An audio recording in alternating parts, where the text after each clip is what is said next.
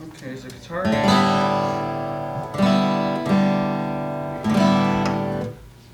Is the guitar coming through? Oh, yeah. It is? Oh, yeah. It's all good? It's all good. That's the way people talk in Southern Cali, right? All right. Okay, myself.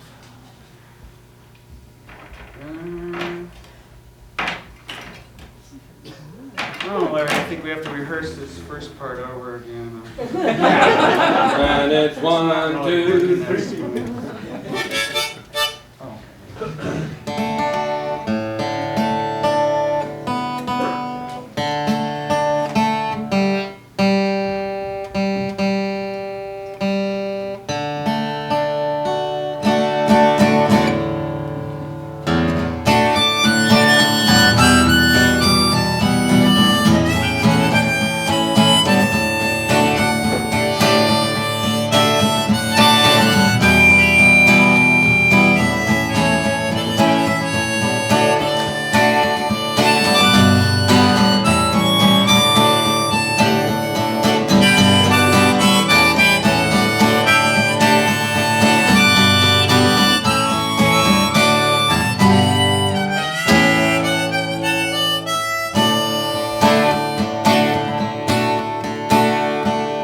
I guess it's time for a brand new song.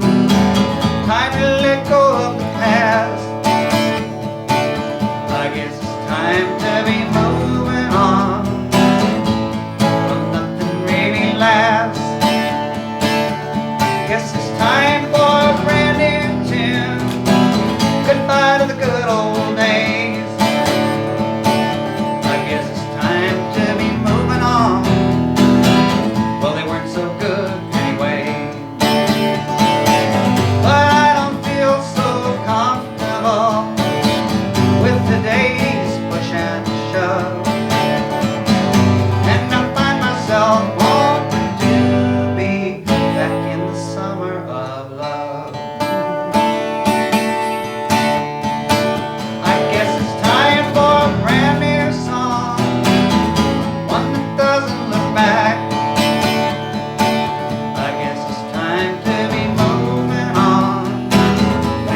Tears and the laughs.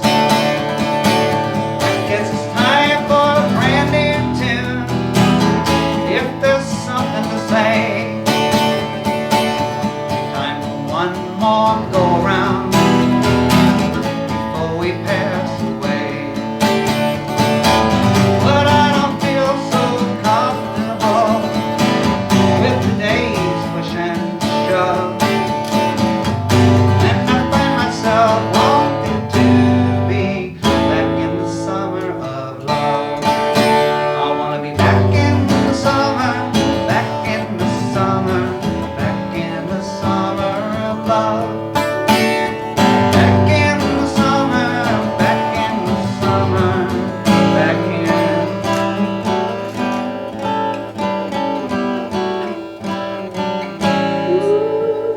the summer of love.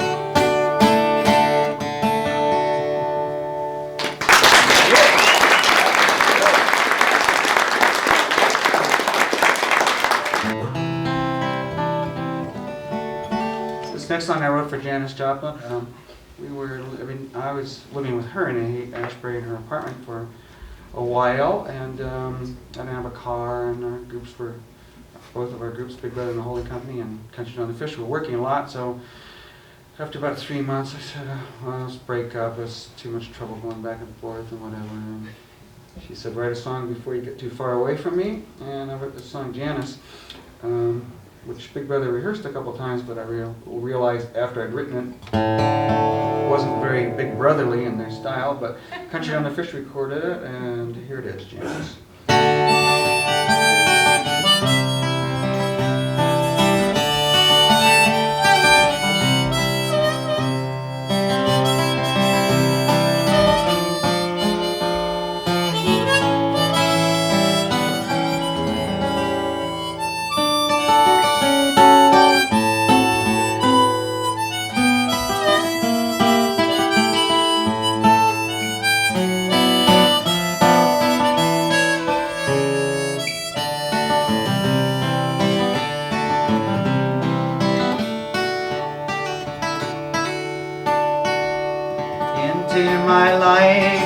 waves of electrical sound and flashing lights. She came into my life with the twist of a dial, the wave of her hand, warmth of her smile. And even though I know that you and I could never find the kind of love we wanted together, alone I find myself missing you and I, you and I.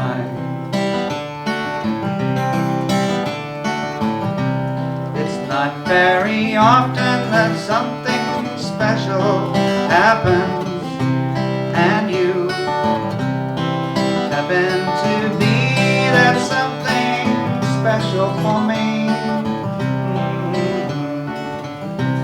And walking on grass where we roll and laugh in the moonlight,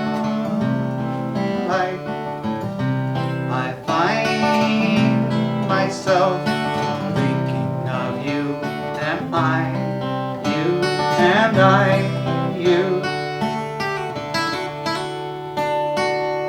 Into my eye comes visions of patterns, designs, the image of her I see.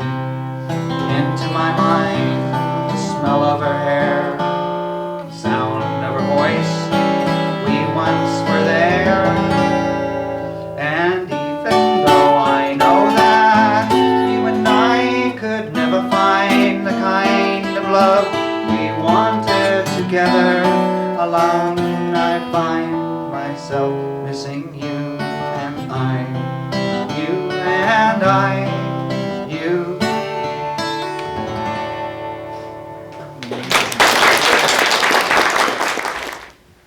1981, I got interested in war nursing, and I have a website dedicated to Florence Nightingale, the first professional war nurse, woman to go to war in the Crimean War, 1854, and establish professional nursing as we know today.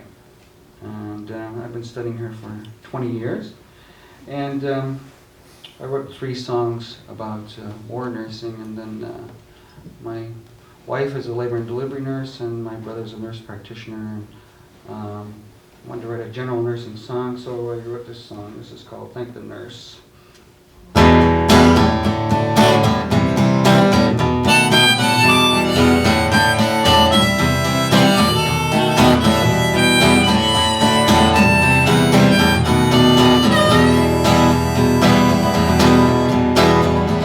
Doctors diagnose and physicians prescribe.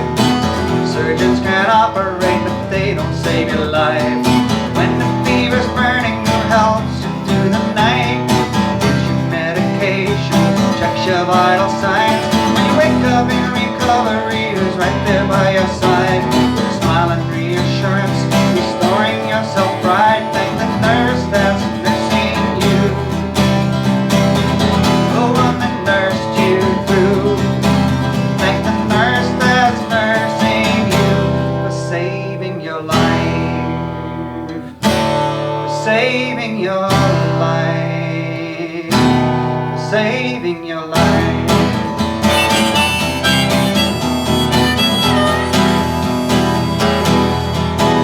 Oh, the doctor is important, that you can deny. When you get down to it, the nurse keeps you alive.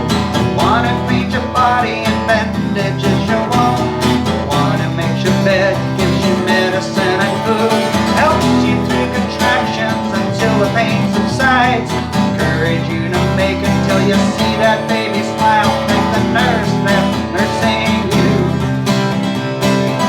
the one that nursed you through. Thank the nurse that's nursing you for saving your life, for saving your life, for saving your life.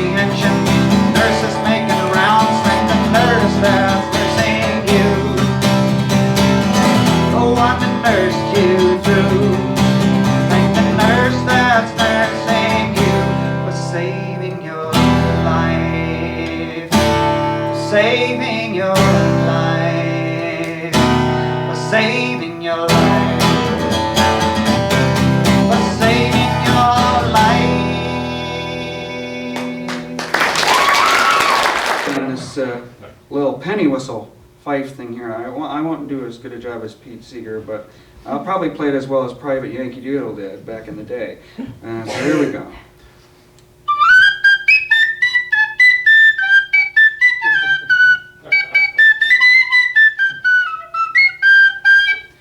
The power companies think they've got the energy solution. They take all our money and they give us the pollution. Yankee Doodle is no fool, we know what the truth is. We don't have to go to school to figure out the bull.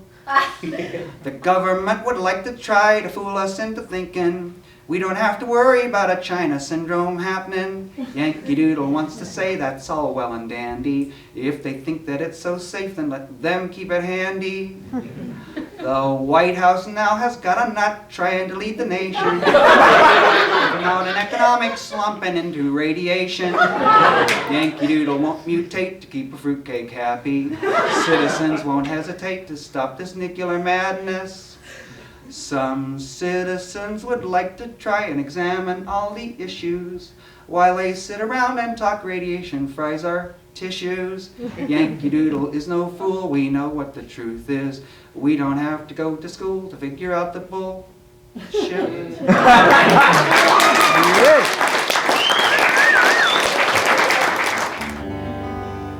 Who am I? Who am I? Stand and wonder to wait while the wheels of fate slowly grind my life away. Who am I? There were some things that I loved one time, but the dreams are gone that I thought were mine. And the hidden tears that once could fall now burn inside the thought of all the years of waste, the years of crime, the passions of a heart so blind. Think back, but even still as I stand exposed to feelings I felt, and I cry into the echo of my loneliness. Who am I? Stand and wonder to wait while the wheels of fate slowly grind my life away. Who am I? What a nothing I've made of life. Empty words, a coward's fight to push and pass from hand to hand. Never daring to speak, never daring to stand. And the emptiness of my family's eyes reminds me over and over of lies and promises, deeds undone. Now again I want to run, but now there is no way to run to. Who am I? Stand and wonder to wait while the wheels of fate slowly grind my life away. Who am I? Now, my friend, we meet again, and we shall see which one will bend under the strain of death's golden eyes. Which one of us shall win the prize to live, and which one will die? Is I, my friend? Yes, 'tis I shall kill to live again and again, to watch the float of sweet revenge. The life is here only for the taking. Who am I? Stand and wonder to wait while the wheels of fate slowly grind my life away. Who am I? Who am I? Who am I?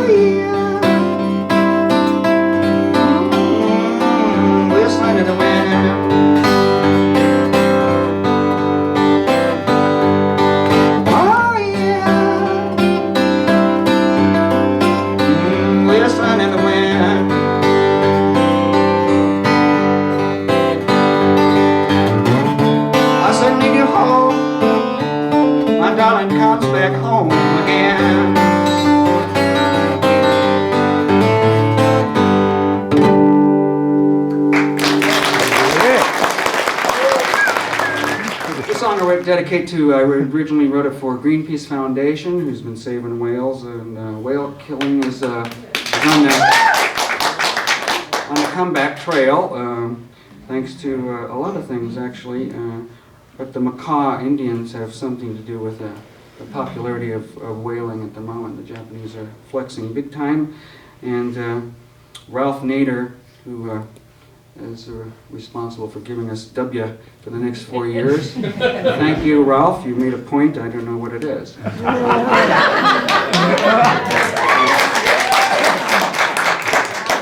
Now he can take his $4 million and go away and write a book, I suppose. I don't know.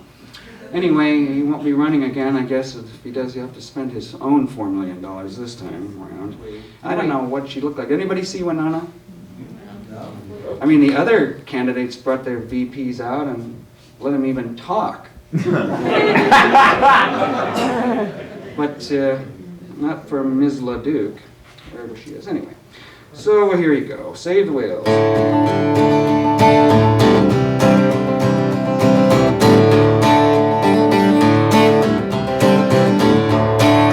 When my grandpa was a boy, he went down to the general store and saw a picture book of a whale shooting its spout and flashing its tail.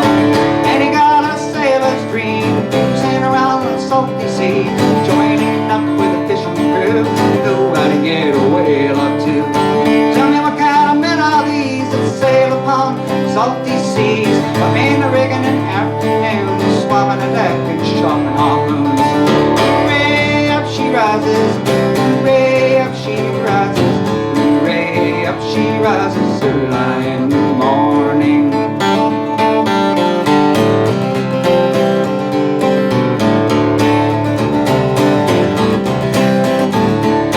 There are lots of whales in the deep blue sea. We kill them for the industry, drag them alongside and chop them in two and melt them down and sell it to you.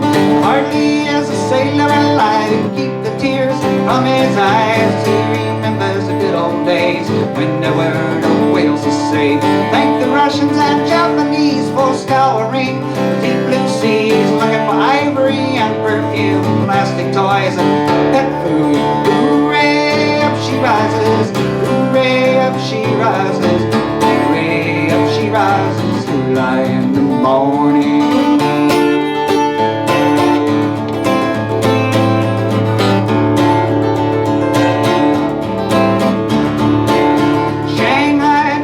Of the moon, put out from Boston in the middle of June. After 6 months out at sea, it's nothing but death and misery.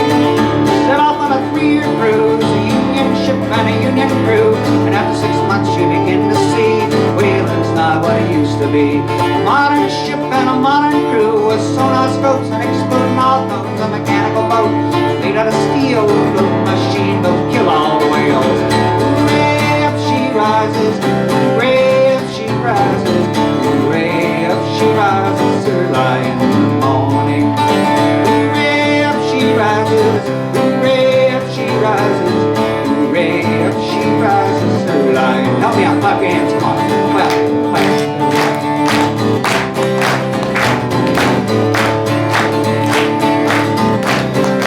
Okay, let's try singing the chorus together. Hooray, up she rises, hooray, up she rises, hooray, up she rises. Early in the morning, here we go. Hooray, up she rises, hooray, up she rises, hooray, up she rises early in the morning. Hooray, up she rises, hooray, up she rises, hooray, up she rises early in the morning. Okay, try it by yourselves. Hooray, up she rises, hooray, up she rises, hooray, up she rises early. Don't stop, come on. Sailors here in town. Hooray, up she rises early in the morning. Hooray, up she rises. Hooray, up she rises. Hooray, up she rises early in the morning. When my grandpa was a boy, he went down to the general store and saw a picture of a whale shooting its spout and flashing its tail. Then he got a sailor's dream, cruising around in the salty sea, with a fishing crew to go out and get a whale.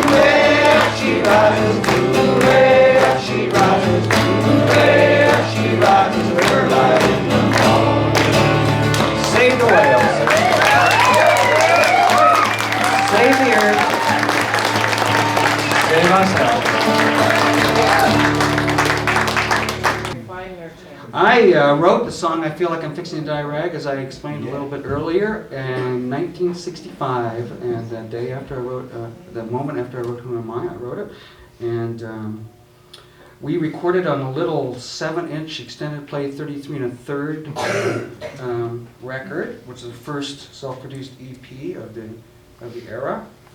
And my shirt, by the way, says, "I'm a Mills College dad." So. That's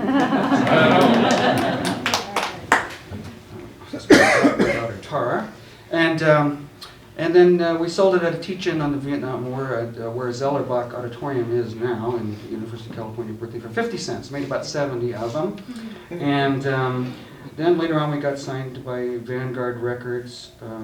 We invented the name Country John the Fish for that little self-produced EP, and then we got signed by Vanguard Records, and they didn't want to put the song on the first album, so we put it on the second album.